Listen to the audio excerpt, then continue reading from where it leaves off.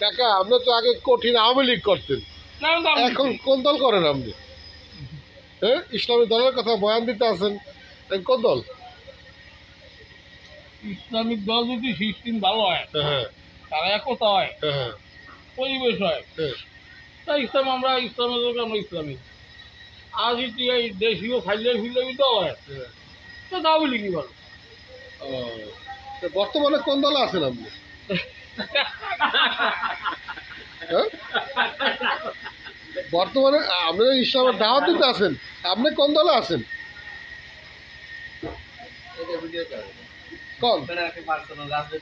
আমি ইসলামিক দলে ইসলামিক পছন্দ করি, ইসলামের পক্ষে আমার করতে হইব এইটা, কিন্তু সেটা সিস্টেম কোনটা ইসলাম, কোন দল করেন?